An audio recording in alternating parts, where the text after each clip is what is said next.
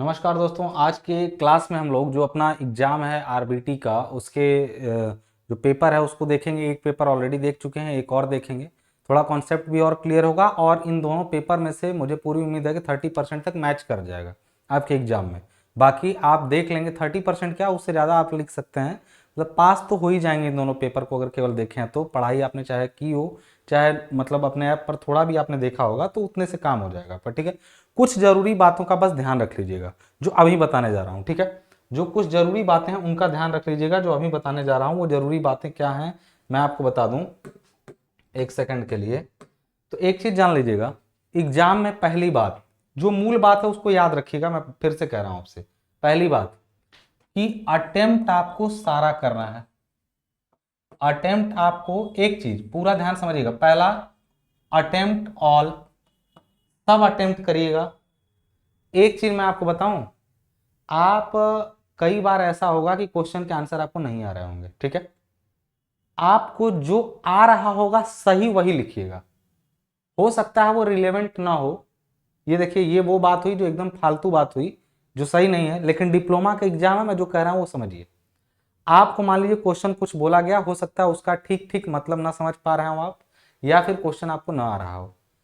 कुछ तो उसके बारे में पढ़े होंगे जो आपने पढ़ा होगा, हो सकता है वो ना पढ़ा हो, कुछ तो आपने पढ़ा होगा, उसी को ठीक ठीक लिखिएगा। लेकिन शर्त यह है कि अटेम्प्ट ऑल, ये बात अगर आप याद रखे हैं तो बहुत जरूरी है। देखिए, कुछ तो पढ़े ही होंगे, कुछ तो लिखना आता ही होगा। अब ये नहीं कि दूसरे सब्जेक्ट का ले आकर लिख दें, इसी सब्जेक्ट की वो बातें जो आपने पढ़ी हैं और आपको ठीक से याद है। हो सकता है वो क्वेश्चन से रिलेवेंट ना हो, सही सही आपको ना आ रहा हो, लेकिन जो आ रहा है वो अटेम्प्ट ऑल। दूसरा चीज यूज करिएगा, use diagrams as much as you can, as much as you can. जहां भी लगे कि हम डायग्राम बनाएंगे तो चीजें क्लियर होंगी, तुरंत डायग्राम बनाइए, तुरंत डायग्राम बनाइए, आप बिना सोचे डायग्राम बनाइए। ये दो बातें समझ में आ गए। दूसरा, पहले एक चीज देखिएगा, पहली बात वो क्वेश्चन को अटेम्प्ट करेगा जिसका ठीक आंसर आ रहा हो। मैं एक चीज बताऊं, जैसे कुछ बच्चे होते हैं सीक्वेंस फॉलो करते हैं, चलो यार पहला वाला उतना अच्छा नहीं आ रहा है लेकिन इसको लिखेंगे तो दूसरा बढ़िया लिखेंगे, हम तीसरा और बढ़िया लिखेंगे। आ तो रहा है हमको सब, हम थोड़ा चलो पहले। एक चीज जान लीजिए, एग्जामिनर पहला क्वेश्चन आपका देखता है, उससे वो आपका अंदाजा लगाता है। अब मान लीजिए पहला क्वेश्चन आपने बढ़िया कर लिया, ठीक है, खूब अच्छा।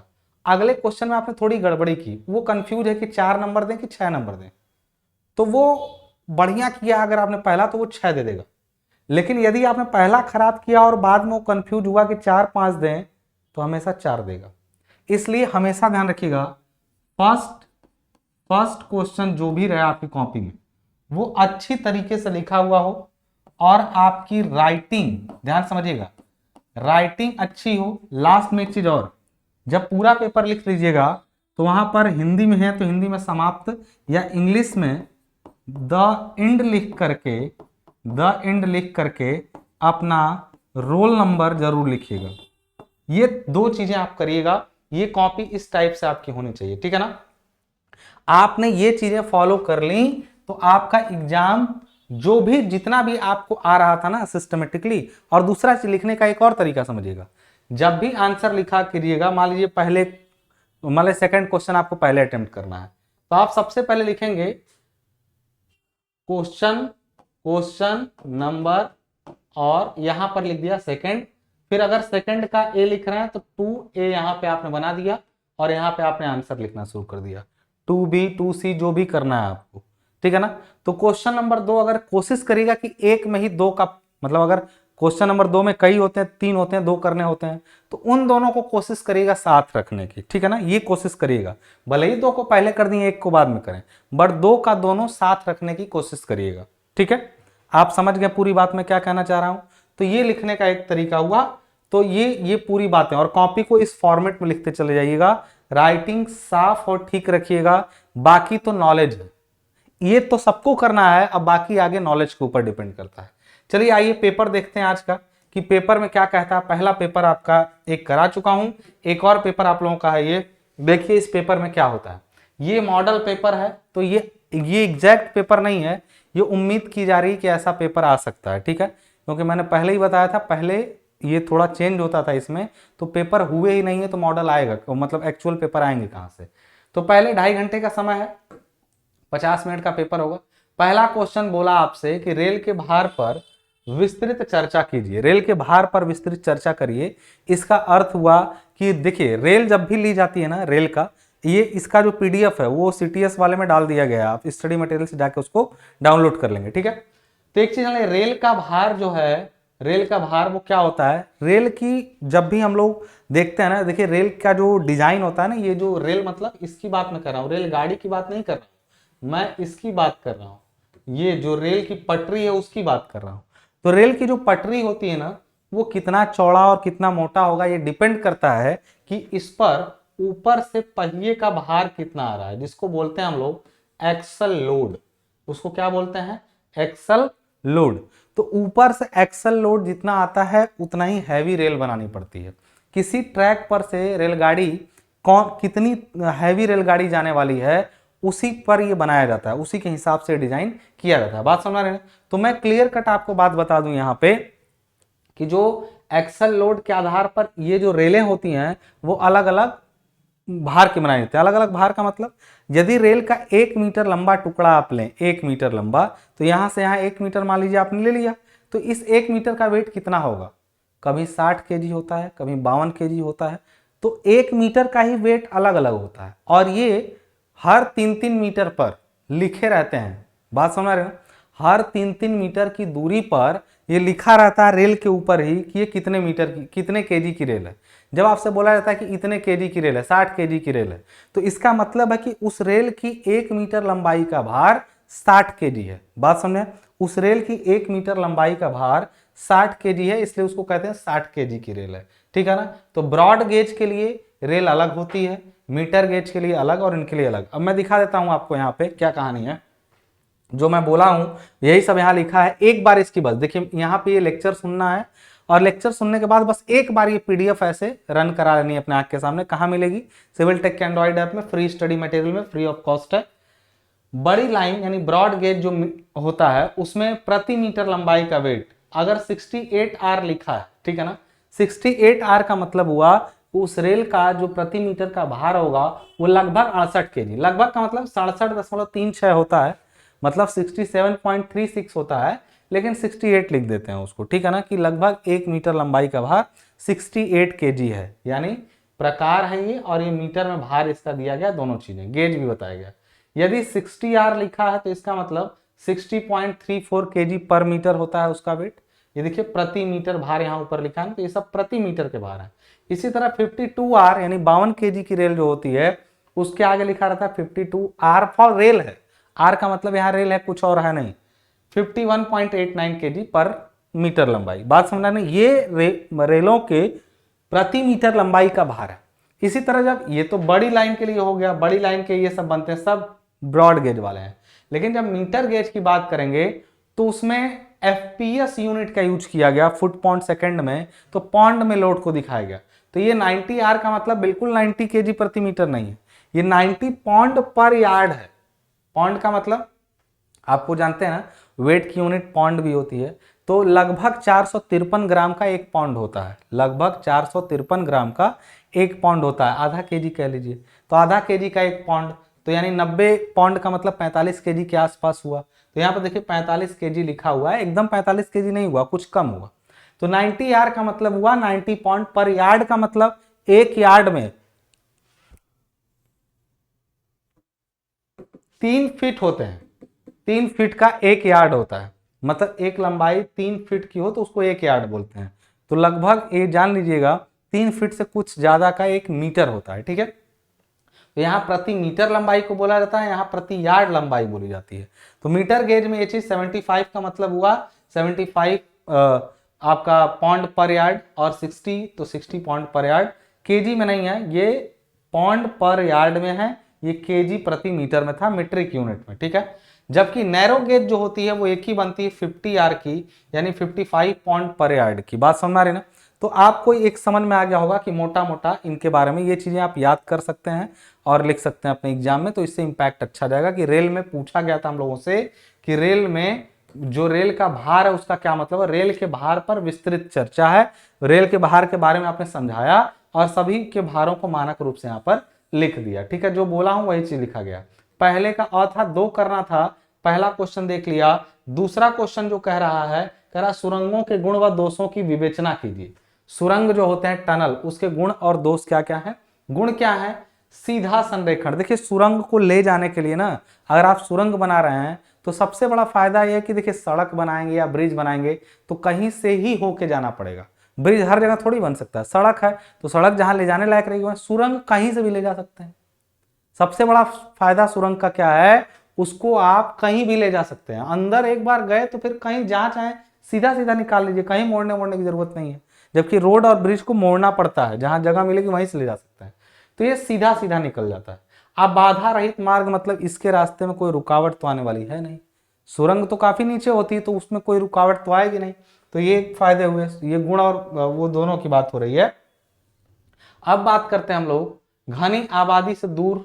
सबसे बड़ी बात कि इस रेल और जो ये सब सॉरी ब्रिज और रोड होते हैं उनमें क्या होता है, वो जो होते हैं एक चक्कर आबादी को प्रभावित कर सकते हैं। जानते हैं जब कोई नया ब्रिज का निर्माण होता है तो अक्सर अगल बगल की दुकानें, घर अधिग्रहित होते हैं, उनको दिक्कत आती है, आबादी को भी प्रभावित होती। कुछ अच्छा भी होता है उनके फेवर में, लेकिन कुछ उनसे कुछ न कुछ उनका नुकसान भी होता है। जब नया निर्माण होता है किसी भी कंस्ट्रक्शन का तो कईयों के घर मकान अधिग्रहित करके उनको हटना पड़ता है वहां से। ठीक है, लेकिन यहाँ पर सबसे बड़ा फायदा क्या है, घनी आबादी से दूरी।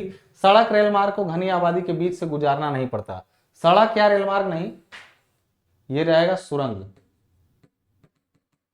यह ऐसे क्षेत्र में नीचे से निकल जाती है, इसको कह सकते हैं कि सड़क या रेलमार्ग की तरह इसको घनी आबादी से नहीं गुजरना पड़ता।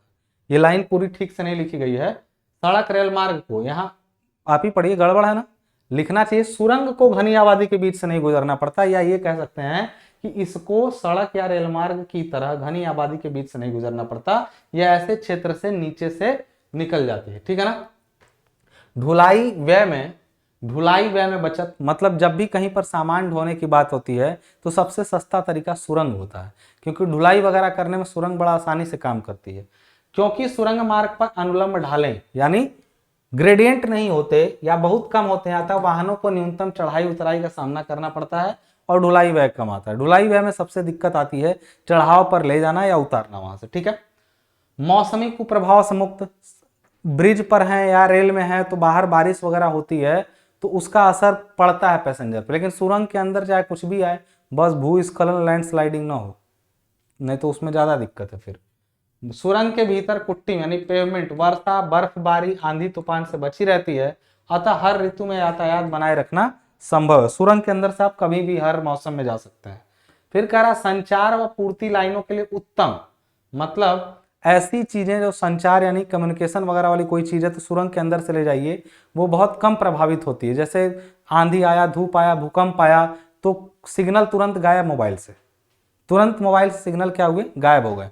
लेकिन सुरंग के अंदर से अगर गया रहेगा कोई चीज तो वो प्रभावित नहीं होगा। ठीक है ना। जल विद्युत उत्पादन, पन विद्युत घर तक पानी दाब ले जाने के लिए सुरंग ही एकमात्र साधन है। मतलब यहाँ पर कह रहा है कि पन विद्युत का मतलब होता है जो पानी से बिजली बनाई जाती है, तो घर तक पानी दाब पर ले जाने के लिए सुरंग एकमात्र साधन है। इसका ये हिंदी में सही से लिखा नहीं इसको, इसके लिए मैं आपको बता दूं, जल विद्युत उत्पादन के समय जब पानी को कैरी किया जाता है वहां पे, तो सुरंग के रास्ते ही पानी को ले जाया जाता है। ठीक है, वो वहां की बात कर रहा है, आपके लिए नहीं। गहरी कटान में मितव्ययी, जहां 20 मीटर से अधिक कटान है, मान लीजिए किसी जगह पर आप जा रहे हैं, वहां पे रोड को काफी नीचे काट के ले जाना है, जैसे पहाड़ी पर रोड को चढ़ना है। ठीक है, तो ज्यादा काटेंगे तब नीचे आएंगे, इससे अच्छा काटिए मत, होल करके ड्रिल करके अंदर अंदर चले जाइए, तो वहां पे सुरंग क्या होती है, ठीक से काम करती है। जहां पे कटान बहुत गहरी हो वहां काटने के बजाय होल करके निकल जाना अच्छा रहता है, और होल को ही क्या कहते हैं, सुरंग। आपातकाल में सुरक्षित, युद्ध काल में बमबारी के समय सुरंग मार्ग खुले मार्गों से अधिक सुरक्षित रहते हैं। हवाई आक्रमण के समय सुरंगें एक उत्तम सुरक्षा कवच प्रदान करती हैं। जब कभी हवाई मार्ग से बम फेंका जाए या बमबारी हो रही हो तो उस जगह पर सबसे अच्छा सुरंग काम करता है। भूमि का उत्तम उपयोग, क्योंकि सुरंग के ऊपर आप कुछ भी बना के रहिए, फिर घर मकान कुछ भी बनाइए सुरंग के ऊपर, जमीन को नुकसान नहीं होता। वहां आप ऊपर जो काम हो रहा होने दीजिए, नीचे सुरंग चली गई, क्योंकि सुरंग धरती के भीतर खोदी जाती है तो ऊपरी धरती यानी सतही भूमि का अन्य आवश्यक कार्यों के लिए प्रयोग किया जाता है। दीज आर द बेनिफिट्स और एडवांटेज ऑफ टनल। लेकिन कुछ दोष भी होंगे, और दोष ऐसे हैं कि दिक्कत वाले दोष हैं। देखिए क्या है, सबसे पहला कठिन निर्माण, इसको बनाना बहुत कठिन होता है। अधिक निर्माण काल, बनाने में समय बहुत लगता है। अत्यव्ययी मतलब बहुत ज्यादा पैसा खर्च होता है बनाने में। श्रमिक, ऐसे कुशल कारीगर, स्किल्ड लेबर चाहिए जो आसानी से नहीं मिलते हैं। और महंगे खुदाई उपस्कर, यानी इसको खोदने वगैरह के लिए जो मशीनें लगती हैं, इक्विपमेंट्स लगते हैं, वो काफी महंगे होते हैं। ये सुरंग के बारे में बात हो गई, ठीक है ना। तो देखिए थोड़े क्वेश्चन सुरंग के हमने पहले पेपर में भी देखे थे, अब क्वेश्चन बदल के आए हैं, तो अच्छा है, बदलेंगे क्वेश्चन जब, तो हम लोगों को अच्छा मौका मिलेगा उसको अटेम्प्ट करने का, ठीक है। अब खंड प्रसार में दिक्कत, सुरंग के साथ एक दिक्कत और भी है कि एक बार जिस साइज की बन गई, बाद में जैसे रोड का चौड़ीकरण हो जाता है, रोड बना कल उसको चौड़ा कर दिया जाता है, लेकिन सुरंग में, सुरंग के अगर साइज को बढ़ाना हो, बदलना हो, तो इतना आसान टास्क बिल्कुल भी नहीं होने वाला है, इस चीज का ध्यान रखिएगा, ठीक है। अनुरक्षण, सुरंगों का मेंटेनेंस, अनुरक्षण मतलब मेंटेनेंस कठिन पड़ता है। सुरंग के ढह जाने पर गंभीर स्थिति उत्पन्न हो जाती है, यानी सुरंग कभी ढह गई तो इसको बनाना बहुत मुश्किल है, और ये बहुत खतरे का भी वो सूचक हो जाता है, ठीक है। तो ये पहले के पहला और दूसरा दो क्वेश्चन थे। अब पहले का भी क्वेश्चन आया है, पुलों में लगाए जाने वाले रॉकर व रोलर बियरिंग का चित्र सहित वर्णन करें। रॉकर रोलर बियरिंग क्या होती है? ये बियरिंग इसलिए प्रयोग की जाती है जहां लंबे पार्ट होते हैं। पुल हो तो पुल का पार्ट होता है। अब मान लीजिए कोई पुल ऐसे बना, उस पर कोई स्लैब रखी गई जिस पर से गाड़ी वगैरह आएगी जाएगी, ये पुल का क्वेश्चन आ गया। तो गाड़ी जब जाती आती है और गर्मियों में पुल के स्लैब में प्रसार होता है, तो मान लीजिए ये दो कॉलम पे पुल टिका हुआ है, ठीक है। अगर मजबूती से इसको जोड़ दें, ध्यान समझिए, कभी आपने ध्यान से देखा होगा तो जो पुल वगैरह होते हैं ना, वो खंभों पर ना रखा रहता है। कभी देखिएगा खंभों पर ऐसे बियरिंग वगैरह बना करके, जैसे पुल के खंभे गए, कभी रेल, अभी कोई ब्रिज वगैरह हो, सड़क के ऊपर फ्लाईओवर हो, तो देखिएगा, नदी के अंदर तो देख नहीं पाएंगे, फ्लाईओवर जो सड़क के ऊपर सड़क होती है, ब्रिज के नीचे जाके खड़े होकर देखिएगा कि खंभे जो होते हैं, खंभे के ऊपर ऐसे चौड़े चौड़े पत्थर रखे रहते हैं और डेक उसी के ऊपर रखी रहती है। ये रखी जोड़ क्यों नहीं दी जाती है उससे? क्योंकि जब गर्मी होती है और उनमें एक्सपेंशन होता है तो ये डेक फैलती है। डेक मतलब जिस पर गाड़ियां चल रही हैं फैलती है, तो उस समय अगर जोड़ी रहेगी तो विफल हो जाएगा पुल, ये जान लीजिएगा। तो इसलिए इनके लिए ऐसी बियरिंग बनाई जाती है। ऐसी बियरिंग क्या, ये प्लेट का पाटन का गर्डर है, गर्डर रखा गया है, और गर्डर के नीचे देखिए ये कर्व बना करके, इसके नीचे ये रॉकर पिन है, ये ऊपर का शू है, शू मतलब ये पिन के ऊपर रहेगा, ये कर्व सतह वाला नीचे का बॉटम शू है, और ये आधार प्लेट है, यहाँ पे बियरिंग प्लेट जिसको बोलते हैं। अब बताइए ये फैलेगा सिकुड़े, दो तरह के मूवमेंट इसमें होते हैं।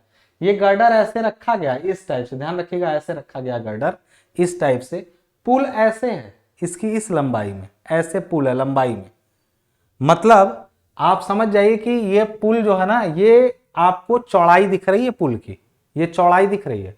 और जब ये फैलेगा तो यहाँ सिलेंड्रिकल शेप में, यहाँ पर सिलेंड्रिकल शेप में ये लगा हुआ है। जब फैलेगा तो ये मूवेबल है, घूम सकता है, इससे एक्सपेंशन में दिक्कत नहीं आएगी। दूसरा, कभी दाएं बाएं फैला तो इस पर रोल कर सकता है। तो कुल मिला जुला करके ये एक फ्लेक्सिबल टाइप का जोड़ बन रहा है। जोड़ क्या बन रहा है? बियरिंग हो रही है, जिससे एक्सपेंशन में कोई दिक्कत नहीं आने वाली।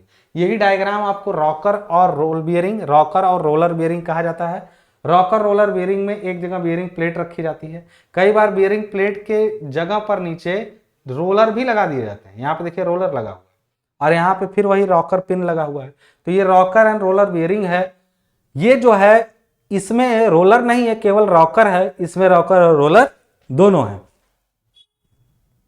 अब वर्णन में इसी चीज को पूरा बताया गया है कि इस प्रकार के धारक में निचले शू के नीचे रोलर नहीं लगे रहते हैं। अब रॉकर व रोलर, तो एक रॉकर है एक रोलर है, तो रॉकर वाले में rocker bearing with curve bottom, rocker के बारे में पहले बताया, ये रॉकर है आपका। बोला गया कि इस प्रकार के धारक में निचले शू के नीचे रोलर नहीं लगे होते हैं, बल्कि शू की तली ही वक्राकार बनाई जाती है। ये देखिए यहाँ पे रॉकर में ये शू मतलब ये बॉटम शू है, ये वक्राकार है, तो ये भी मूव कर सकता है। लेकिन यहाँ देखिए इसको सीधा बना करके रोलर पे रख दिया गया है और इधर साइड साइड से रोक दिया गया है, ताकि ये मूव कर पाए दाएं बाएं। और ये क्या हुआ, ये दाएं बाएं मूव नहीं करेगा बल्कि ऐसे झूलेगा। तो ये रॉकर वाली है, ये रॉकर एंड रोलर वाली कह सकते हैं इसको, ठीक है। तो यहां पर देखिए इसके बारे में लिखा गया है, इसका नाम यहाँ पे रॉकर रोलर बियरिंग है, और ये केवल इसके नीचे क्या लिखा गया है, वक्रतली वाला रॉकर। ये रॉकर है और ये रॉकर एंड रोलर दोनों। रॉकर मतलब ये बीच में लगा हुआ है और रोलर इसके नीचे है, इसके नीचे रोलर नहीं। तो यहां पर एक चीज को समझ लीजिएगा, यहाँ पे बनाई जाती है धारक चित्र में दिखाया गया। इस धारक को ढलवा लोहे की मोटी आधार प्लेट पर टिकाया जाता है। यह धारक भी पुल के मुख्य गर्डर के विक्षेपण और तथा अंदर्ध प्रचलन, अंदर्ध प्रचलन मतलब लॉन्गिट्यूडनल मूवमेंट में सहायक सिद्ध होता है। लॉन्गिट्यूडनल मूवमेंट हो पाती है इसकी वजह से। अब रॉकर रोलर कौन सा होता है, या ये सब के बारे में नोट्स में लिखा गया है। तो लास्ट नाइट अगर आप पढ़ रहे हैं क्लास को, तो आप दो काम करिए, दो पेपर देख लिए हैं, नोट्स एक बार देख करके ऐसे रिवीजन, अगर आपने कोर्स लिया होगा तो नोट्स भी आपको मिला होगा, नोट्स को एक बार ऐसे रिवीजन कर डालिए। तो इससे क्या होगा, बहुत सारे बेनिफिट आपको मिल जाएंगे। पेपर में कुछ ना कुछ लिख के आएंगे, अच्छा नंबर आएगा आपका।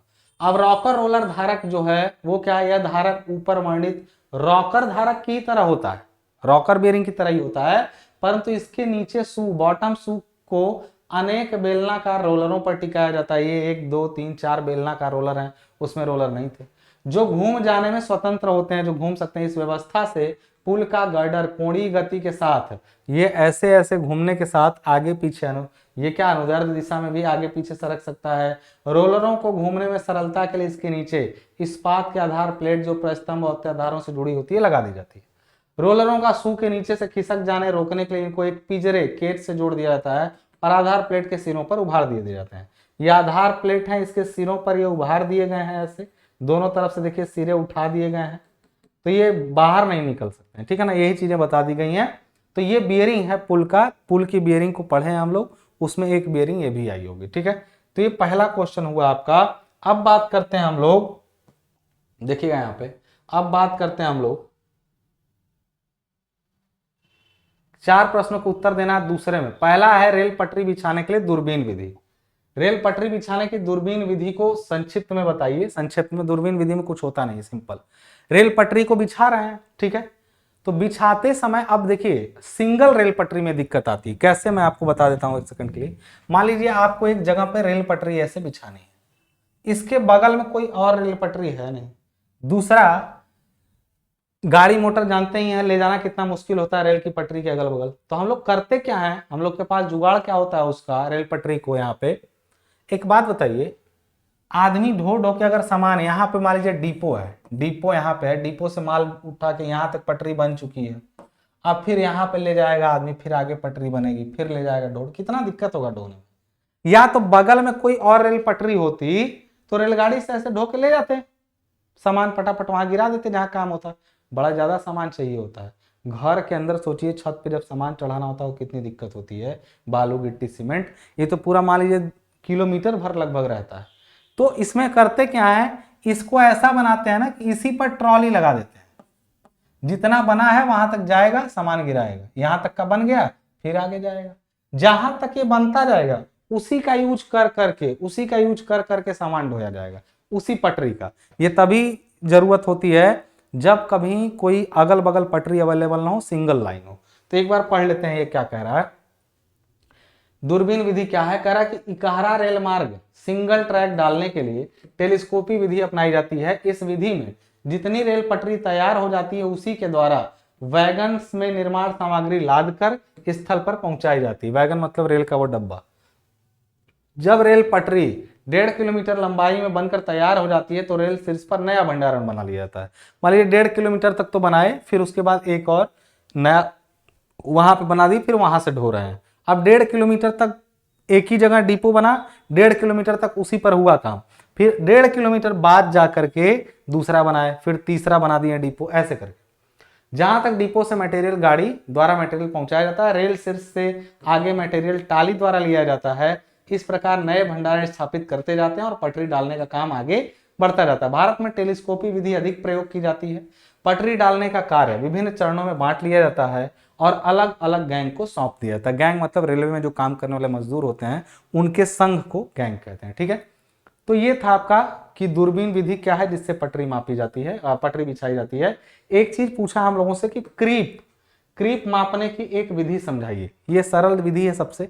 क्रीप क्या होता है? रेल की पटरी ऐसे बिछी थी, आगे पीछे सरक गई। कैसे सरकी? स्लीपर से जुड़ा था ना, स्लीपर ऐसे ऐसे थे, उसी पर पटरी रखी गई थी, लेकिन ये पटरी आगे सरक गई। सरकने के कई रीजन हो सकते हैं। ये क्वेश्चन पूछा गया है तो पहले मापने की विधि से पहले सरकने के रीजन पर बात कर लेते हैं कि ये सरकती कैसे है, ठीक है ना।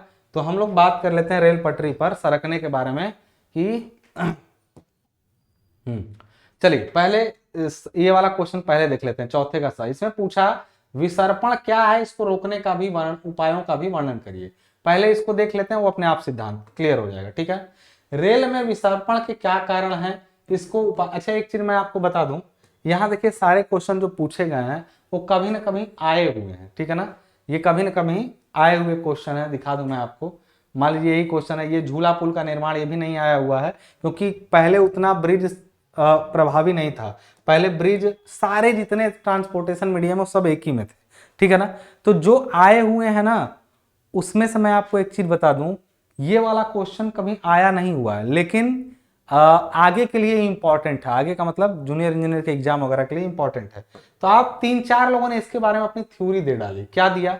विसर्पण क्या होता है, आप समझ रहे होंगे कि रेल की पटरी का अपने सही जगह से आगे या पीछे खिसक जाना विसर्पण कहलाता है। आगे या पीछे खिसक जाना विसर्पण कहलाता है। एक डायग्राम, जब भी विसर्पण पूछे डायग्राम जरूर बनाइएगा। डायग्राम कैसा?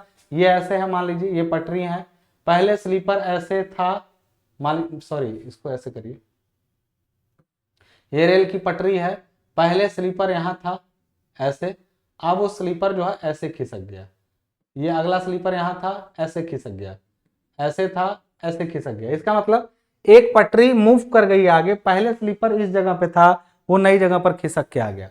मतलब हुआ कि स्लीपर का अपनी जगह से खिसकना ही क्या कहलाता है, सॉरी पटरी का अपनी जगह से आगे या पीछे सरक जाना ही विसर्पण कहलाता है। विसर्पण क्यों होता है?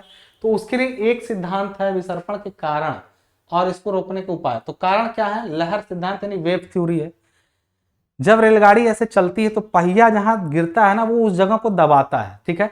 और दबाने के बाद फिर आगे जाता है तो आगे दबाता है। तो कभी भी देखेंगे तो ऐसे ऐसे पटरी चलती है। तो माना जाता है कि वेव अपने आप को आगे बढ़ाती है, तो वेव की टेंडेंसी होती है आगे बढ़ने की। तो उसके लिए वेव थ्योरी ये कहती है कि जब रेलगाड़ी खड़ी होती है तो पहिए भार के कारण रेल की सतह कुछ नीचे दब जाते हैं। मान लीजिए पहिया जहां पे रुकता है वहां दब जाता है नीचे पटरी, तथा पहिए के आगे की रेल सतह थोड़ा ऊपर उठ जाती है। अगर ये डायग्राम आप देख पा रहे हो तो आपको समझ में आ रहा होगा मैं क्या कह रहा हूं, ठीक है। देख लीजिए यहाँ पे पहिया जहां है वहां रेल दबी है, आगे उठा हुआ है और इधर भी उठा हुआ है, ठीक है। अब जब ये आगे जाएगा तो वेव आगे चलती चली जाएगी ना। तो कई लोग तो उसको वेव के रूप में माने कि आगे जा रहा है। कई लोग ये बोले हैं जिसमें ये बोला गया परकुशन थ्योरी यानी आघात सिद्धांत में पहिया इस आगे वाली रेल को टक्कर मार रहा है।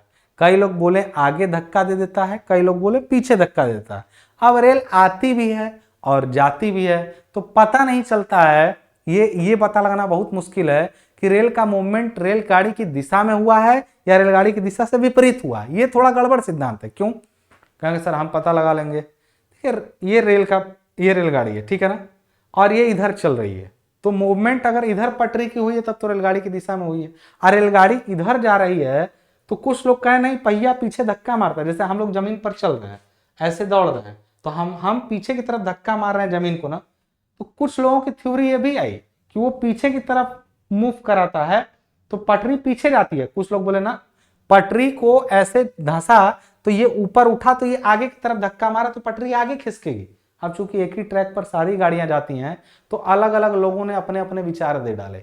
तो पहला सिद्धांत था वेव थ्योरी, जिसमें ये बोला गया, कहेंगे सर कौन सी बात सही है? सबको मान्यता है, वेव थ्योरी भी को मान्यता है, परकुशन थ्योरी को भी मान्यता है। जब रेलगाड़ी खड़ी होती है तो पहिए भार के कारण रेल की सतह से कुछ नीचे दब जाते हैं तथा पहिए के आगे की रेल सतह से थोड़ा ऊपर उठ जाती है। जब रेलगाड़ी चलना शुरू करती है तब यह धंसान यानी डिप्रेशन या लहर भी पहिए के साथ साथ चलता रहता है और पहिया सामने उठी हुई रेल सतह को धकेल कर आगे की ओर ले जाता है। फलस्वरूप रेलगाड़ी चलने की दिशा में सरकने लगती है, जिधर चलती है उधर रेल सरकने लगती है। ऐसा होता है क्योंकि ये जो उभार है इसको ये लगातार आगे बढ़ाता जाएगा। ये वेव थ्योरी है। आघात सिद्धांत में बोला गया कि जब पहिया जोड़ पार कर अगली रेल के टक्कर मारता है। जोड़ पार करने का मतलब जैसे देखिए एक रेल आई दूसरी रेल आई, ठीक है ना, ध्यान समझिएगा।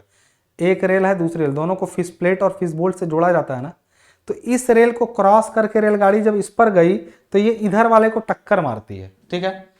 अगले जब जैसे मान लीजिए ये रेल तो 12-12 मीटर की रेल बनती है, एक रेल पे चल रही थी, एक जिस पर चलेगी वो नीचे रहेगा और जो ये वाली रहेगी ये आगे रहेगी इधर वाली, ये वाली नीचे रहेगी। क्यों नीचे रहेगी? इस पर रेलगाड़ी उधर से आ रही है, जैसे ही इस पर पहुंचेगी थोड़ा सा हल्का सा ही, लेकिन ऐसे ऊपर उठा रहेगा हल्का सा, इस पर से रेलगाड़ी चढ़ेगी इस पर और मारेगी इस पर टक्कर से, थोड़ी हल्का सा तो मारेगी तब ना उस पर चढ़ेगी। समझ रहे हैं? जैसे आप ब्रेकर पर जाते हैं तो ब्रेकर को हल्का सा आप पहले आगे पुश करते हैं, उखड़ जाए वो हल्का रहे तो जब वो टक्कर बार बार रेलगाड़ी का पहिया मारेगा उसको तो खिसकेगी आगे। जैसे ब्रेकर सपोज करिए ऐसा रहे जिस पर लगातार ऐसे टक्कर मारी जाए, अब ब्रेकर नीचे से मूवेबल रहे तो वो तो आगे बढ़ जाएगा। बात समझ में आ रही है ना? तो आघात सिद्धांत में क्या है, जब पहिया जोड़ पार कर अगली रेल के सिरे को टक्कर मारता है तो रेल आगे सरक जाती है। फिश बोल्टों के ढीला होने पर, गिट्टी की पैकिंग सही न होने पर अथवा प्रसार जोड़ के अत्यधिक चौड़ा होने पर, मतलब दोनों के बीच में ज्यादा गैप है प्रसार जोड़ के, यह क्रिया अधिक तीव्र गति से होती है। ये परकुशन थ्योरी था, यानी आघात सिद्धांत। तीसरा था गाड़ी के चलने अथवा त्वरण के कारण, यानी ड्रैग थ्योरी था ये, जो ड्रैग करता है। रुकी गाड़ी के चलने पर तथा त्वरण के कारण चालक पहिए रेल को पीछे की ओर धक्का देते हैं, जिससे रेल पीछे की ओर सरक जाने की चेष्टा करती है। पहिए आगे चलते हैं तो उसको पीछे की ओर मारते हैं धक्का, ये इसका सिद्धांत था, जिससे रेल पीछे की ओर सरक जाने की चेष्टा होती है। गाड़ी रुकने तथा मंदन के कारण, जब गाड़ी को धीमा करने अथवा रोकने के लिए ब्रेक लगाए जाते हैं तब रेल गाड़ी आगे सरकने की चेष्टा करती है। जैसे रेलगाड़ी बड़ी तेजी से चल रही थी, अब जब गाड़ी पर ब्रेक लगाया जाएगा तो माना जाता कि ये जो रेल था, रेल जड़त्व के कारण जब इसको हम रोकेंगे तो ये आगे बढ़ने का प्रयास करेगा, क्योंकि इनके बीच में जो मोशन थी वो डिस्टर्ब हुई है। तो एक सिद्धांत ये भी दिया गया। अत्यधिक ढाल पर, जब कहीं ढाल ऐसे चढ़नी हो काफी और रेलगाड़ी ढाल पे चढ़ रही हो, तो ढाल पे रेलगाड़ी जब चढ़ती है तो पहियों को झटका भी लगता है। पहिया जब रेलगाड़ी चढ़ रही है, रेल है जिस पर चल रही है, इसको धक्का देता है बराबर, तो ये ढाल पे सरक आते हैं कभी कभी। तो ढाल पर जब कोई पटरी बनी होती है तो वो नीचे की ओर सरकती है, क्योंकि रेलगाड़ी इस पर चलती है, जर्क लगता है। सीधा सीधा रुका हुआ था, पटरी नहीं सरक रहा था, लेकिन जब उस पर कुछ चलाएंगे तो उसके सरकने का चांस ज्यादा बन जाता है। तो ढाल पर भी, अत्यधिक ढालू ट्रैक पर अधिक भार वाली रेलगाड़ी चलने से रेल नीचे की ओर सरक जाती। इतने सारे रीजन हो सकते हैं किसके? विसर्पण के। ये रीजन है। अब ये बताइए यहाँ पे उपाय क्या है? उपाय क्या है? तो विसर्पण रोकने के उपाय क्या है, इसको भी देख लीजिए हल्के से इसको देख लीजिएगा कि उपाय क्या क्या है इसके, ठीक है।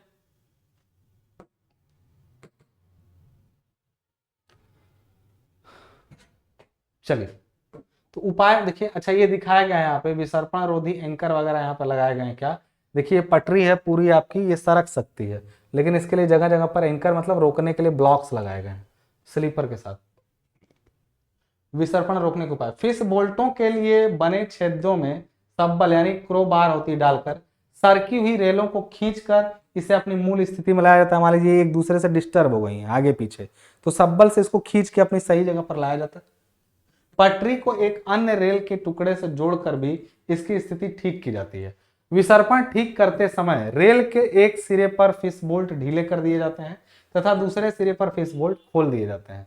स्लीपरों के नीचे तथा पार्श्व में गिट्टी अच्छी प्रकार से ठोक कर, जैसे मान लीजिए ये रेल सरक क्यों रही थी, क्योंकि इसके नीचे गिट्टी सही था। अगर गिट्टी चारों तरफ सही से भरा रहेगा तो ये सरक नहीं पाएगी, पैकिंग सही होनी चाहिए, ठीक है ना। तो ये गिट्टी वाला रीजन से भी। हाँ, अब आगे बात करते हैं हम लोग। ये क्या था? ये थे विसर्पण क्या है और उसके कारण क्या है।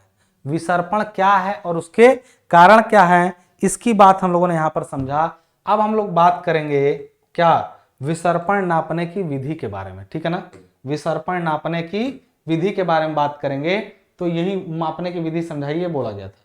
मापने की क्या विधि है? पहिए सरक रहे हैं, सीधा सा है, यहां एक ब्लॉक लगाइए, यहां एक ब्लॉक लगाइए, ब्लॉक से एक तार बांधिए आर पार, उस तार को ऐसे बांध करके एक निशान बना दीजिए दोनों तरफ। मान लीजिए ये यहाँ पे तार आपने बांधा, इसको ध्यान से डायग्राम को समझिएगा, ये रेल की पटरी है, ये भी रेल की पटरी, एक यहाँ पर ब्लॉक बना के दोनों तरफ एक धागा बांधे और धागे से नाप करके, मान लीजिए आपने ऐसे किया, समझिए यहाँ पे इसका तरीका क्या है, सिंपल तरीका है।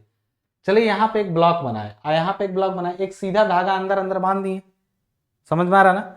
अब ये कह रहे हैं सर ऊपर से नहीं दिख रहा है, ये इसके अंदर वेब के अंदर से ले जाया गया, ठीक है। अब वेब के अंदर से धागा, ये तार ले जाएगी, ये तार है एक, ठीक है ना, यहाँ पर लिखा गया है इसके बारे में, देखिए ये जो खींचा गया पूरा डोरी स्ट्रिंग, धागा कहिए वायर कहिए, बांधा गया। अब एक बात बताइए सिंपल सा, इस धागे से कुछ दूरी पर एक निशान इधर एक निशान इधर बनाया गया, एक निशान इधर एक निशान इधर, किस पर, वेब पर ऐसे बना दिया गया, ये छेनी के निशान बना दिए गए वेब पर। मतलब यार ये देखो पटरी था, पटरी पर एक ऐसे नीचे धागा बना, धागा से दो निशान अगल बगल मान लो थोड़ी थोड़ी दूरी पर बना दिए गए, ठीक है, बन गया निशान। अब बाद में जब हिलेगा तो धागे से वो दूरी बदल जाएगी कि नहीं। ये धागा जब भी मापना हो तो करते हैं क्या, ये धागा ढीला छोड़ देते हैं, जब नापना होता है तो धागे को टाइट करते हैं, तो देखते हैं क्या इन निशानों के बीच की जो दूरियां हैं वो बदल गई हैं कि नहीं बदली हैं। मतलब ये धागे से जहां पे निशान बनाए थे हम, उसी दूरी पर निशान है कि निशान बदल गया है। जब मान लीजिए कहीं पर एक धागा बंधा है, उससे जो चीज जहां था वहीं होना चाहिए, जब सरकेगा आगे पीछे तो निशानों की दूरियां क्या होंगी, आपस में बदल जाएंगी। बात समझ रही है। तो यही ये थ्योरी कह रही थी जिससे हम लोग विसर्पण माप सकते हैं। विसर्पण मापने की विधि में क्रीप पोस्ट बोलते हैं इसमें, फिर छेनी से निशान लगाना, ये वो सारी बातें वही जो मैंने बोला है वो लिखाई गई हैं कि विसर्पण, विसर्पण मतलब रेल अपनी जगह से मूव हुई है या नहीं हुई है ये जानना ही कहलाता है कि विसर्पण मापने की विधि, उसके लिए एक निशान लगा के यूज करते हैं, ठीक है। भारतीय रेल में प्रयुक्त होने वाले ढालों पर चर्चा कीजिए। ढाल कौन कौन से होते हैं। ढाल बहुत सिंपल, जैसे रोड में आप लोगों ने पढ़ा था 4 ढाल होते थे, एक मिनिमम होता था, एक रूलिंग होता था, एक लिमिटिंग होता था, एक एक्सेप्शनल होता था। ये 4 तरह के ग्रेडियंट रोड में होते थे, रोड पर अलग अलग जगहों पर। इसी तरह रेलवे में इस चार तरह ग्रेडियंट होते हैं, एक रूलिंग होता है, एक मोमेंटम होता है, एक पुशर या स्टेशन यार्ड। मैं बोल दे रहा हूं आपको सब समझ में आ जाएगा। ये जो बताया गया है ना, ये इसको आपको यहाँ बनाने की जरूरत नहीं, ये है, ये मैं कर्व में बताया हूँ आप लोगों को, अगर याद होगा तो सुपर एलिवेशन निकालते समय। तो ये यहाँ पे फर्जी बात है, इसको बहुत करने की जरूरत नहीं है आपको। नियंत्रक ढाल वह ढाल होती है जिस पर किसी रेलगाड़ी को बिना किसी अतिरिक्त शक्ति लगाए इंजन पर बिना कोई प्रभाव पड़े जिस ढाल पे वो आसानी से चढ़ जाती है। मान लीजिए किसी जगह पर गाड़ी चढ़ाने में उतनी दिक्कत नहीं होती है, कहीं कहीं पर चढ़ाने में एकदम गाड़ी का इंजन पे लगता है प्रेशर पड़ने, तो रेलगाड़ी को बिना कोई ढाल, मतलब ऐसा ढाल जिस पर रेलगाड़ी को अतिरिक्त शक्ति लगाए बिना चढ़ जाने से कोई दिक्कत ना हो, उस ढाल को हम लोग नियंत्रक ढाल या रूलिंग ग्रेडियंट कहते हैं। ये कितने से कितने तक रखा जाता है, ये कितने से कितने तक रखा जाता है, ये देखिए लिखा गया है। दूसरे शब्दों में हम ये कह सकते हैं कि यह सामान्य स्थिति में अधिकतम अनुमत ढाल होती है, यही मैक्सिमम है। इसके बाद गाड़ी पे जोर पड़ता है, लेकिन क्या है, बहुत सारी चीजें हैं। रेल पथ पर दी जाने वाली कार्यकारी ढाल जिस पर एक सामान्य शक्ति वाला रेल इंजन अधिकतम भार सफलतापूर्वक खींच सकता है को नियंत्रक ग्रेडियंट यानी रूलिंग ग्रेडियंट कहते हैं, ठीक है। ये कहां से कहां तक हो सकती है, ये कहां से कहां तक हो सकती है, तो आप एक चीज जान जाइएगा, ये कहां से कहां तक हो सकती है तो इसको समझिएगा। यहाँ पे ये हो सकती है आपकी, देखिए मैदानी क्षेत्रों के लिए, देखिए यहाँ पे लिखा गया है मैदानी क्षेत्रों में एक में 150 से 200, यानी 150 या 200 आगे चलेंगे तो 1 मीटर ऊपर उठेंगे तो इसको कहेंगे 1 in 150। ये 150 हो गया, ये 1 हो गया, ठीक है। इसी तरह ऐसे करेंगे, ठीक है ना। अब पहाड़ी क्षेत्रों में एक में 100 से एक में 150 रखा जाता है, कौन सा, रूलिंग वाला। लेकिन यदि हम लोग मोमेंटम ग्रेडियंट की बात करें, मोमेंटम ग्रेडियंट की दूसरा वाला जो है, मोमेंटम का मतलब जानते हैं क्या होता है, ये ढाल वहां पर दी जाती है जहां पर मान लीजिए किसी गाड़ी को ना किसी ऊपर चढ़ाना है, सपोज किसी जगह पे, तो घाटी वगैरह में अक्सर करके घाटी वगैरह में इधर से इसको ढाल दे दी जाती है, और इस पर थोड़ा ज्यादा मतलब उतरती ढाल ज्यादा दी जाती है। उतरती ढाल ज्यादा का मतलब जो रूलिंग ग्रेडियंट था 1 in 100 150 ना, ये थोड़ा सा और ज्यादा डीप दे दिया था। अब बड़ी तेजी से रेलगाड़ी फ्री फॉल होता है, रुक नहीं सकता उस समय, उधर फिर चढ़ जाता है ज्यादा दम लगाए बिना। तो ऐसी जगहों पर जहां रेलगाड़ी को किसी और ढाल पे चढ़ाना हो तो उसके पहले की उतरती ढाल इतनी तेज दे दी जाती है कि उसका मोमेंटम बढ़ जाता है, संवेग बढ़ जाता है, क्योंकि मास और वेलोसिटी से ये फ्री फॉल की तरफ, फ्री फॉल नहीं कह सकते हैं लेकिन हाँ बड़ी तेज गति के कारण ये दूसरी तरफ ढाल पे आसानी से चढ़ जाती है। तो ऐसी ढाल यानी संवेग ढाल या मोमेंटम ग्रेडियंट जो है वो घाटियों में अक्सर दिया जाता है। यह वह ग्रेडियंट है जिससे गाड़ी को अप डाउनवर्ड से अचानक अपवर्ड ढाल पर चढ़ने में थोड़ी सुविधा मिल जाती है, यही वो ढाल है। दूसरा है पुशर ढाल या हेल्पर ढाल। पुशर ढाल कहाँ, वह ढाल जिस पर चढ़ाने के लिए रेलगाड़ी को पुश करना पड़े। कई बार ऐसे ऐसे होते हैं, एक सेकंड, तो ये ढाल समझ गए मोमेंटम वाली क्या हुई। पुशर का मतलब जब भी कहीं पर पुश करना पड़ जाए रेलगाड़ी को, पुश करने का मतलब एक ढाल जिस पर रेलगाड़ी चढ़ ना पाए, तो उसको पुश करने के लिए एक्स्ट्रा इंजन जोड़ना पड़ता है। ऐसा अक्सर देखा जाता है हिल स्टेशंस पर, जहाँ पर बहुत नैरो गेज होती हैं, टॉय ट्रेन वगैरह चलती है, वहाँ पर उनको अधिक ढालों पर चढ़ाने के लिए पुशर ग्रेडियंट दिए गए रहते हैं। उन ग्रेडियंट पर गाड़ी बिना पुश किए नहीं चढ़ने वाली। पुश मतलब एक्स्ट्रा आप उसको हेल्प देना पड़ेगा, तो उसको पुशर या हेल्पिंग ग्रेडियंट कहते हैं। ये पुशर हो गया। अब हम लोग लास्ट वाले की जो बात करेंगे वो बात करेंगे स्टेशन या यार्ड ग्रेडियंट। ऐसी जगहों पर जहां पर स्टेशन या यार्ड है वहां पे ढाल की जरूरत होती ही नहीं है रेलगाड़ी को, लेकिन फिर भी पानी निकलता रहे ट्रैक से, जो रेलगाड़ी का ट्रैक होता है उसमें बारिश हो तो पानी वहीं रुक जाए, नहीं, बारिश का पानी धीरे धीरे निकलता रहे, इसके लिए स्टेशन यार्ड पर जो मिनिमम ग्रेडियंट दी जाती है उसी को स्टेशन या यार्ड ग्रेडियंट कहते हैं। ये 3-4 तरह की हो गई ग्रेडियंट, ठीक है। तो हम ग्रेडियंट के बारे में पूरी बात कर लिए, इनको पढ़िएगा, जो मैंने बोला है वही बातें यहाँ पर लिखी गई हुई पूरा मिल जाएगा आपको, देख लीजिएगा आप एक बार पढ़ करके, ठीक है। तो चारों तरफ जितनी बातें बोला हूँ वही लिखी गई हैं, आप एक बार चाहें तो पीडीएफ को देख सकते हैं, ठीक है। उसके बाद बात करते हैं झूला पुल का निर्माण समझाइए। तीसरा क्वेश्चन है उसका ए है झूला पुल का निर्माण। सामान्य झूला पुल सस्पेंशन ब्रिज है। यह झूला पुल अधिकतर स्थायी प्रकार का होता है और सामान्य यातायात के लिए बनाया जाता है, ठीक है ना। स्थायी होता है और सामान्य यातायात के लिए बनाया जाता है। निर्माण नदी के दोनों किनारों के निकट चिनाई अथवा इस्पात के पर्याप्त, मतलब स्टील के या चिनाई के पर्याप्त ऊंचे बुर्ज यानी ये टावर बना दिए गए। ये किनारा था नदी का, ठीक है ना, ये टावर बनाया गया दोनों, ठीक है। और इससे बांधा गया केबल, सस्पेंशन केबल होती है, ये केबल होती है। केबल बांधना तो ये डेक हो गया, डेक मतलब इस पर गाड़ी जाएगी। अब डेक को ना वर्टिकल छड़े से इस केबल में बांध दिया गया। जानते हैं इसका फायदा क्या है, जब इस पर गाड़ी लोड देगी तो केबल भी नीचे सरकेगा, आएगा तनाव, यहाँ जुड़ा हुआ है ये इस पर रोलर पे, तो तनाव पहुंचेगा यहाँ, मतलब जो लोड है गाड़ी का, जो केबल को तान रहा था, वो इन दोनों किनारों पर क्या हो गया, ट्रांसफर हो गया। बात समझ रहे हैं ना, इन दोनों किनारों पर क्या हो गया, ट्रांसफर हो गया। क्लियर है बात पूरी। तो यह हुआ सस्पेंशन ब्रिज की संरचना। सस्पेंशन मतलब झूला पुल या सस्पेंशन ब्रिज। निर्माण ऐसा होता है, साइडर लगे तो लोहे के मोटे रस्सों यानी केबल को इनके ऊपर से निकाल कर नदी के किनारों से जोड़ा जाएगा। जो बात मैं बोल रहा हूं वही चीजें आपको यहां पर लिखा हुआ मिल जाएगा, ठीक है।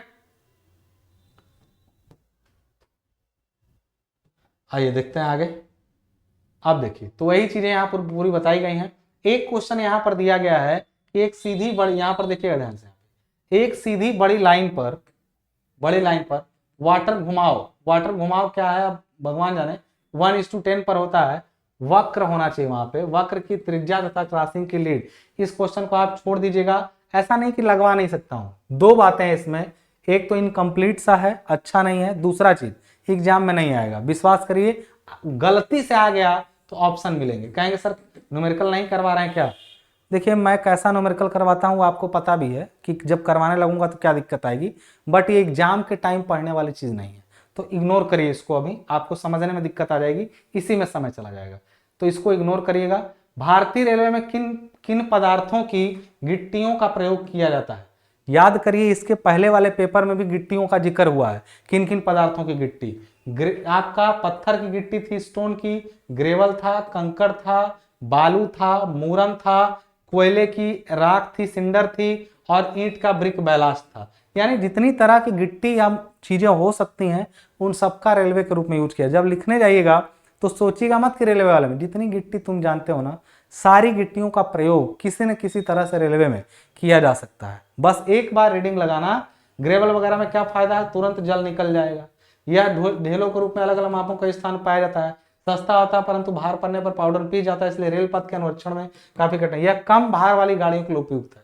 सबसे अच्छा होता है ग्रेवल के लिए, सबसे अच्छा का काफी प्रयोग किया जाता है। बालू के लिए सस्ता होता है, इसमें वर्षा जल भी सुगमता पूर्वक निकल जाता है। तो ये सब के कुछ फायदे नुकसान है, तो आप एक बार देख लीजिएगा इसको। गिट्टी का जिक्र पिछले वाले वीडियो में भी हो चुका है, तो आप पहले लाइन से देखिए, पहला वाला फिर दूसरा वाला, ठीक है। ये वाला मैंने आपको समझा ही दिया था, लेकिन ये इसके ऊपर वाला पहले देख लेते हैं। सुरंगों में यहाँ पे पूछा है, देखिए यहाँ पे क्या पूछा है, किन्हीं दो प्रश्नों के उत्तर दी, तीसरा हो गया। चौथा में पहला पूछा कि किन्हीं दो बंधक का, बंधक मतलब रेल में जो फास्टनर्स होते हैं, किसका पूछ रहा है, फास्टनर्स का, फास्टनर्स का। रेल में जो फास्टनर्स होते हैं, उन फास्टनर्स का जो प्रयोग किया जाता है, उनमें से किसी दो का चित्र बनाना है।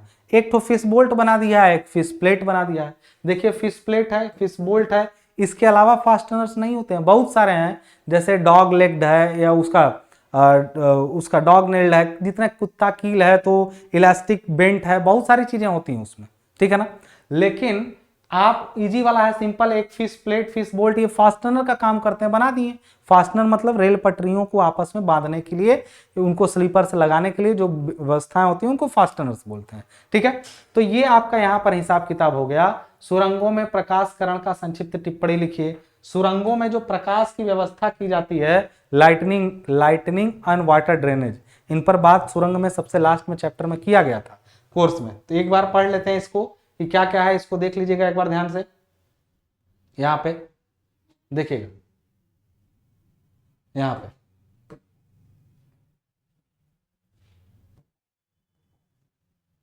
चलिए,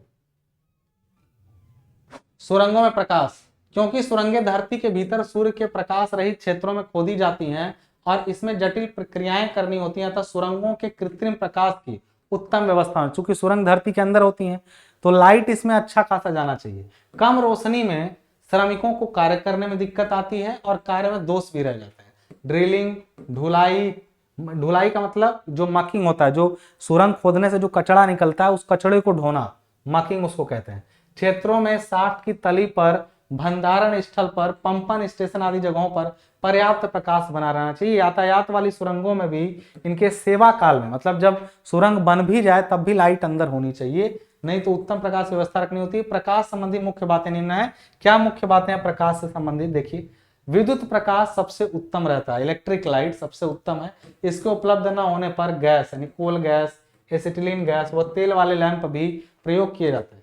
प्रकाश की तीव्रता सुरंग कार्य के अनुरूप होनी चाहिए, कितना तेज जलाएं लाइट, उसमें जरूरत कितनी है। एकल बड़ी रोशनी, हाई वेटेज के स्थान पर, मतलब बहुत बड़ा बल्ब एक तो मत लगाइए, छोटे छोटे कई बल्ब लगाइए, इसका ये मतलब हुआ। उचित जगहों पर छोटी रोशनी, स्मॉल वोल्टेज उपयुक्त रहती है, जिनको आवश्यकता अनुसार नियंत्रित किया जा सकता है।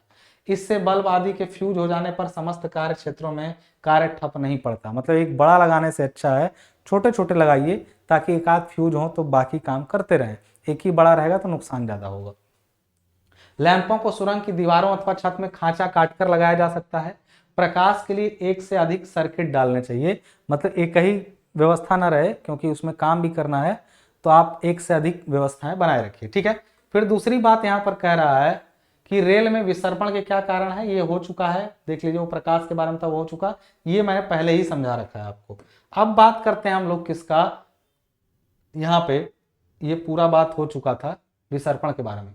एक अच्छी सुरंग के लिए, एक अच्छी सुरंग के लिए किन किन बातों का ध्यान रखा जाता है, आप ही बताइए। आप अच्छी सुरंग रहेगी तो उसका सरल संरेखण होगा, जहां तक संभव हो सुरंग का संरेखण सीधा होना चाहिए। इस पर अति आवश्यक होने पर सरल प्रकार के वक्र डालने चाहिए। सुरंग जहां तक हो सीधी हो, जरूरत हो तो वक्र डालें, बहुत सरल मतलब सीधा टाइप का, मतलब ऐसा नहीं कि तीखा वक्र डाल दें। अनुलंब ढालें, मतलब अनुलंब मतलब होता है ग्रेडियंट, नीचे या ऊपर चढ़ने वाली ढाल, कोशिश करें ना हो। चढ़ती उतरती अनुलंब ढालें न्यूनतम होनी चाहिए या नहीं होनी चाहिए। तरल पदार्थों के वहन के लिए बनी सुरंग में सरल प्रकार के अनुलंब ढाल डाली होनी चाहिए। मतलब जब भी कोई पानी या तेल ढोने वाली सुरंग हो तो उसमें तो ढाल देना ही पड़ेगा। जैसे नहर वगैरह जा रही है सुरंगों से तो देना ही पड़ेगा ढाल, सिंपल टाइप का। शाफ्ट, अत्यधिक लंबी सुरंग पर उचित अंतराल पर शाफ्ट बने। शाफ्ट क्या होता है मैंने कई बार बताया, एक सुरंग ऊपर जा रही है तो धरती पर, जैसे मान लीजिए हम यहाँ खड़े हैं, हमारे नीचे सुरंग जा रही है, तो हमारे नीचे सुरंग जा रही है, तो ये जहां जहां से गई है ना, वहां पर बोर होल्स किए जाते हैं और शाफ्ट डाली जाती हैं ताकि पता चले कि इन इन जगहों से ये शाफ्टें जो है ऊपर जो दिख रही है ना, इनके नीचे सुरंग गई है, ताकि मान लो कहीं पर दिक्कत हो जाए तो हम डायरेक्ट सुरंग के अंदर किसी एक जगह से जा सकें, एक एंट्री बना सकें। ठीक है, तो शाफ्ट होनी चाहिए। अस्तरण, सुरंग कमजोर चट्टानों में से नहीं निकालनी चाहिए, कमजोर में से सुरंग खोदेंगे गिर जाएगा सुरंग के अंदर ही सब। कच्ची चट्टानों व मृदा क्षेत्र में इसे पक्का कर देना चाहिए, जहां कच्ची चट्टान हो या मिट्टी का हो तो उसको पक्का कर दीजिए लाइनिंग करके, इससे सुरंग का पानी रिसन घट जाता है। मतलब मान लीजिए सुरंग अंदर है, ऊपर धरती में बारिश वारिश हुआ, रिस करके पानी आ रहा है। ठीक है, जल निकासी, यातायात वाली सुरंगों में घुसे बाहरी पानी व रिसन जल निकासी की उचित व्यवस्था होनी चाहिए। मितव्ययी यानी सतही मार्ग निर्माण की तुलना में सुरंग निर्माण पर अधिक व्यय आता है। एक अच्छी सुरंग वही है जो कम समय में न्यूनतम व्यय पर बन जाए, कम से कम समय ले, पैसा कम से कम लगे और बन जाए। अब आगे बात करते हैं हम लोग क्या कि रेल के क्षतिग्रस्त होने के, रेल मतलब वही रेल का जो रेल मतलब रेल की पटरी होता है, ध्यान रहे, रेल के आगे जब गाड़ी लगता है तो वो ट्रेन हो जाता है, रेलगाड़ी मतलब ट्रेन, लेकिन रेल मतलब वो पटरी जिस पर रेल दौड़ती है। रेल और चक्का क्षतिग्रस्त है, रेल फेल्यूर जो होता है वो 3 तरह से होता है, एक्चुअली 4 कहें तो, ये 3 ही ऊपर का लिखेंगे तब भी चलेगा। शीर्ष का कुचलना, यानी ये ऊपर हेड है, इस पर कुचलन हो जाए। शीर्ष का फट जाना, मतलब ये पटरी थी, कभी कभी देखेंगे ऐसे लंबा, ये लंबाई में पटरी है ना, ऊपर का हेड ही फट जाता है। ठीक है, ये भी फेल्योर है। रेल में दरार पड़ जाना, यानी स्प्लिट होने की जगह पर उसमें छोटे छोटे दरारें आना। एक होता है रेल का हेड फट गया, अलग हो गया, फटने का मतलब दिख रहा है स्पष्ट, एक पतली पतली दरारें पड़ना। और शीर्ष धातु का पार्श्व में बह जाना, मतलब जो टॉप हेड रेल होती है ना, कई बार गर्मियों से और रेल के तेज चलने से वो पिघल जाती है, तो उसको कहते हैं पार्श्व में बह जाना। तो ये 4 तरीके हो सकते हैं रेल के फेल होने, और उनके डायग्राम यहाँ पर बनाए गए हैं छोटे से, आप देख लेंगे। ठीक है ना, केवल सूची बनाना है, मतलब केवल नाम लिख करके डायग्राम दिखा देंगे कैसे कैसे है, तो आपको पता चल जाएगा। ठीक है, रेल में दरारें देखिए ऐसे पड़ी हैं लंबाई में भी, और ऐसे भी पड़ सकती हैं। ये शीर्ष का फटना मतलब शीर्ष ऐसे फट गया, और ये पिघलने का मतलब होता है ये पूरा दब जाता है, कुचल जाता है साइड से, तो उसको फ्लो कहते हैं। अब एक लास्ट क्वेश्चन पूछा है 5वां का सा, किसी पुल के भागों को समझाइए। पुल के भागों का जिक्र पिछले क्वेश्चन में भी था, लेकिन हम लोग देख लेते हैं। पुल में क्या होगा, एबुटमेंट्स होंगे, पियर होंगे, डेक होंगे, उसके बाद विंग वॉल होगी, याद करिए पूरा, बहुत सारी चीजें थी। क्या होते हैं, सभी पुलों में सभी घटक लगभग पाए जाते हैं। तो आपको ये देखिए पुल का डायग्राम पिछले बार हम लोगों ने बनाया भी था, हम लोग देख लेते हैं हल्का सा। ठीक है ना, पुल में क्या होता है। पुल में देखिए ये सबसे यहाँ वाला जो है इसको कहते हैं एबुटमेंट, अंत्याधार देखिए लिखा भी गया है। ये बीच वाला जो है ये पियर होता है। एक से एक ये पार्ट कहा जाता है, पार्ट ये पूरा नहीं होगा ब्रिज का, एक खंबे से दूसरे खंबे के बीच की दूरी को पार्ट कहते हैं। स्पैन, 2 स्पैन है इसमें फिलहाल, क्योंकि एक अबूटमेंट, एक पियर, एक और अबूटमेंट। पियर जितने होते हैं ना, पियर उनसे एक अधिक होते हैं स्पैन। एक पियर है तो 2 स्पैन होंगे, 2 पियर होते तो 3 स्पैन होते। तो ये बीच वाले पियर हो गए, ये नदी हो गई आपकी। पुल के भाग, पुल में देखिए ये ऊपर रेलिंग है, ये रोड है, और इस पर पहुंचने के लिए जो सड़क बनती है इसको अप्रोच बोलते हैं। बात समझ रही है ना, तो इन सब का जिक्र यहाँ पर बोला गया है। और यहाँ पर देखिए अंत्याधार है यहाँ पे, जो उनको, अच्छा ये एलिवेशन है, प्लान में देखा गया तो हाई वाला अंत्याधार देखिए ऐसे जाता है, इसमें विंग वॉल लगी रहती है, विंग वॉल। ये ब्रिज का पियर है, ब्रिज पियर देखिए यहाँ पर दिखाया गया, स्पैन है, सब कुछ बताया गया है यहाँ पे। तो पश्च भित्ति देखिए विंग वॉल यहाँ पर लिखा गया है, ये विंग वॉल देखिए यहीं तक निकाली गई है। हम मानते हैं यहाँ तक काफी दूर तक विंग वॉल भी फैली रहती है। ये सड़क की चौड़ाई है, जो ये अप्रोच रोड है यानी पहुंच मार्ग है। आप देखिए कौन कौन से अंत्याधार, अंत्याधार पुल के दोनों सिरों पर जो खंभे हैं। प्रस्तंभ, पुल के मध्य भाग में दिए गए पाए। फर्श या पाटन स्लैब, जिस पर गाड़ियां चलती हैं, पुल का सबसे ऊपरी समतल भाग जिस पर यातायात चलता है। पक्ष भित्ति विंग वॉल, जो एबुटमेंट के दोनों तरफ निकला रहता है, जो नदी की धारा को दिशा देता है। नदी का पानी बाढ़ के समय तथा अन्य कारणों से पुल के अंत्याधारों से टकराता हुआ इनके पहुंच मार्ग को क्षतिग्रस्त न करे, इसके लिए रोकने के लिए अंत्याधारों के साथ सिरों पर पहुंच मार्ग की तरफ आड़ी दीवारें मतलब क्रॉस वॉल्स बनी रहती हैं। नदी इस दिशा में ऐसे फ्लो कर रही है ऐसे, तो अंत्याधार जो यहाँ बने हैं ना उसके दोनों तरफ से ऐसे, ड्राइंग में भी आप पढ़े होंगे विंग वॉल, कैनाल में भी बना हुआ मिलेगा आपको। ठीक है, फिर पुल पहुंच यानी ब्रिज अप्रोच होता है, जिससे जो रोड ब्रिज पर चढ़ाती है उसको अप्रोच बोलते हैं, यानी ब्रिज अप्रोच। और लास्ट में फाउंडेशन, यानी जो पाए वगैरह उनके फाउंडेशन। तो ये एक पेपर हुआ। अब हम लोग एक पेपर और करेंगे इसका, अगर आपको ये पूरा पेपर से आइडिया लग रहा है तो एक पेपर और कराएंगे, फटाफट से कमेंट करिए, दूसरा पेपर भी तुरंत आ जाएगा। कम से कम 3-4 पेपर देख के जाएंगे तो आपका एग्जाम बहुत अच्छा जाएगा, चिंता मत करिए। तब तक के लिए दूसरे वीडियो का आपके कमेंट के ऊपर डिपेंड करेगा कि दूसरा वीडियो कब आएगा। ठीक है, मिलते हैं, धन्यवाद।